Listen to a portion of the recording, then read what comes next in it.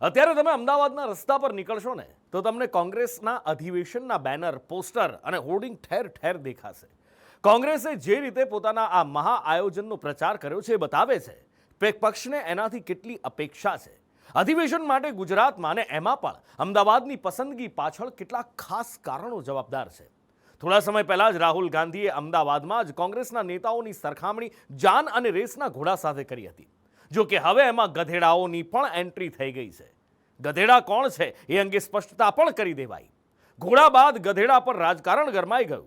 જો કે ભાજપ પર નિશાન સાધતા કોંગ્રેસ એ ભૂલી ગઈ કે એ પક્ષ ઊભો કરવા માટેની જે વ્યૂહરચનાની અપનાવી રહી છે, છેવટે એ વ્યૂહરચના ભાજપની જ છે.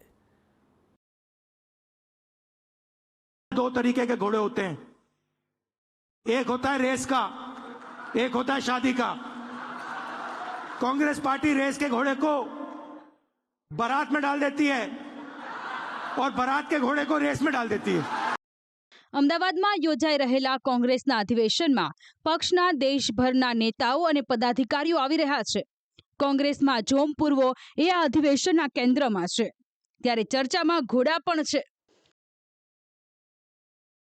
રાહુલ ગાંધી છેલ્લે જ્યારે અમદાવાદ આવ્યા હતા ત્યારે તેમણે કોંગ્રેસના નેતૃત્વને લગ્નના ઘોડા અને રેસના ઘોડામાં વહેંચ્યું હતું. હવે વાત ઘોડાથી આગળ વધીને ગધેડા સુધી પહોંચી ગઈ છે.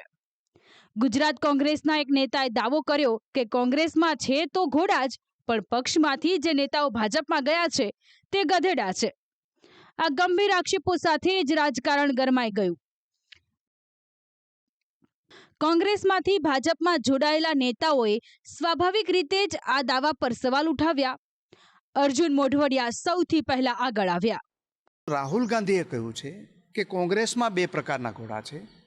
એક લગ્નનો બારાતનો ઘોડો છે અને બીજો રેસના ઘોડા છે. એ નક્કી કરવાનું છે. 12 વર્ષથી આ સ્ટેટમેન્ટ આપે છે.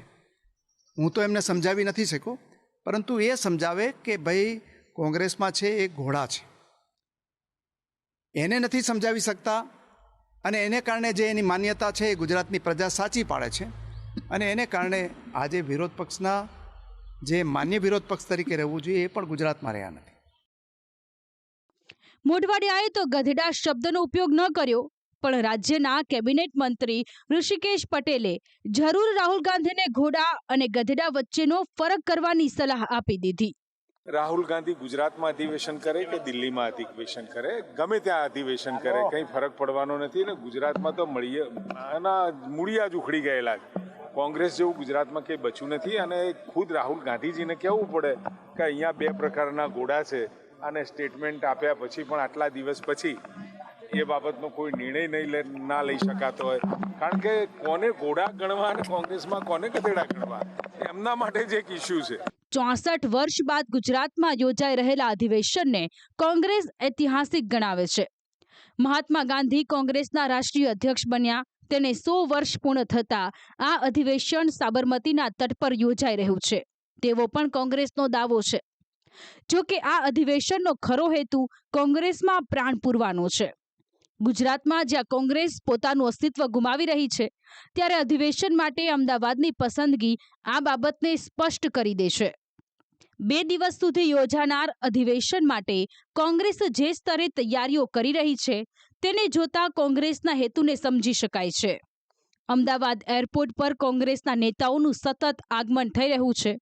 તેમને આવકારવા ગુજરાત કોંગ્રેસના નેતાઓનો જમાવડો લાગ્યો છે. મહેમાનોનું પરંપરાગત ઢબે સ્વાગત કરવામાં આવી રહ્યું છે.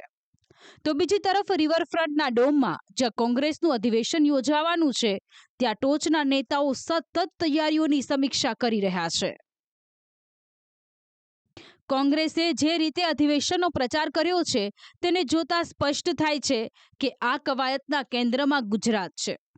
ઠેર ઠેર લગાવાયેલા પોસ્ટર, હોર્ડિંગ્સ અને બેનર્સમાં ટોચના નેતાઓની તસવીરો તો છે, પણ સાથે જ પ્રદેશ કોંગ્રેસના મોટાથી લઈને નાનામાં નાના નેતાઓને પણ સ્થાન અપાયું છે. હોર્ડિંગમાં પ્રદેશ કોંગ્રેસના જુદા જુદા મોરચાના હોદ્દેદારોની તસવીરો છે, તો સાથે જ તાલુકા અને જિલ્લા પ્રમુખોની તસવીરો અને નામ સૌનું ધ્યાન ખેંચે છે. કોંગ્રેસનું રાષ્ટ્રીય અધિવેશન ગુજરાતમાં મળી રહ્યું છે અને તેની પાછળ કોંગ્રેસની ખાસ સ્ટ્રેટેજી છે કે ભાજપને અહીં તેનો ગઢ છે ગુજરાત ત્યાં જ ઘેરવું અને તેના માટે થઈ અને કાર્યકર્તાઓનો ઉત્સાહ વધે તે જરૂરી છે. તેના માટે થઈને પ્રથમ વખત કદાચ એવું થઈ રહ્યું છે કે કાર્યકર્તાને પ્રોત્સાહન આપવામાં આવી રહ્યું છે અને અલગ અલગ તેમના પોસ્ટરો છે તે લગાડવામાં આવ્યા છે. યુવક કોંગ્રેસના આ નેતાઓ છે તેને પ્રોત્સાહિત કરવાનો પ્રયત્ન કોંગ્રેસ દ્વારા કરવામાં આવ્યો છે. જો તમે અમદાવાદના રિવરફ્રન્ટ રોડ પર નીકળશો તો તમે ગુજરાત કોંગ્રેસના સમગ્ર સંગઠનથી પરિચિત જ થઈ જશો. આટલો સૂક્ષ્મ સ્તરે પ્રચાર તો કોંગ્રેસ કદાચ ચૂંટણી વખતે પણ નથી કરતી. કાર્યકરો અને હોદ્દેદારોને મહત્વ આપવાની આ રણનીતિ પક્ષમાં જોમ પૂરવાની છે. રાહુલ ગાંધી અગાઉ પણ કાર્યકરોને પ્રોત્સાહન આપવા નેતાઓને હાકલ કરી ચૂક્યા છે. આ જ કારણ છે કે પોસ્ટર અને બેનરોમાં શહેર અને જિલ્લાના જે તે વિસ્તારના હોદ્દેદારોની તસવીરો પણ મૂકવામાં આવી છે. કાર્યકર્તાઓને બૂસ્ટ કરવા પરંતુ સામાજિક તાણાવાણા છે તે પણ જોડવા કોંગ્રેસને ફરજિયાત બની રહ્યા છે. જે અહીં અલગ અલગ પોસ્ટરો લગાડવામાં આવ્યા છે. તેમાં અલગ અલગ સમાજના નેતાઓ કે જે કોંગ્રેસમાં વર્ષોથી જોડાયેલા છે તેવા નેતાઓને પણ સ્થાન આપવામાં આવ્યું છે. ઉપપ્રમુખ હોય કે પછી કાર્યકારી અધ્યક્ષ હોય કે પછી અન્ય હોદ્દા ઉપર રહેલા તમામ નેતાઓ જે છે તેને આ પોસ્ટરમાં સ્થાન આપવામાં આવ્યું છે અને તેનાથી કાર્યકર્તાઓમાં જુસ્સો વધે અને આગામી સમયમાં આવનારી ચૂંટણી છે તેમાં જુસ્સા સાથે મેદાને ઉતરે તેના પ્રયત્નો અત્યારથી જ આ કોંગ્રેસ દ્વારા આરંભવામાં આવ્યા છે. ભાજપ જ્યાં ચૂંટણીમાં માઇક્રો લેવલનું પ્લાનિંગ કરે છે, મતદારોને બૂથ સુધી લાવવા કાર્યકરોને જવાબદારી સોંપે છે, કાર્યકરોને મહત્વ આપે છે, ત્યારે કોંગ્રેસ પણ કદાચ ભાજપના જ માર્ગે આગળ વધી રહી છે. કોંગ્રેસ સમજી ચૂકી છે કે પક્ષમાં પ્રાણ પૂરવા નેતાઓથી વધુ જરૂર કાર્યકરોની છે. આ જ કારણ છે કે નગરપાલિકાના પૂર્વ હોદ્દેદારોને પણ હોર્ડિંગમાં સ્થાન અપાયું છે. અધિવેશનને લઈને કાર્યકર્તાઓમાં જુસ્સો જળવાઈ રહે તેના પ્રયત્નો કોંગ્રેસે કર્યા છે.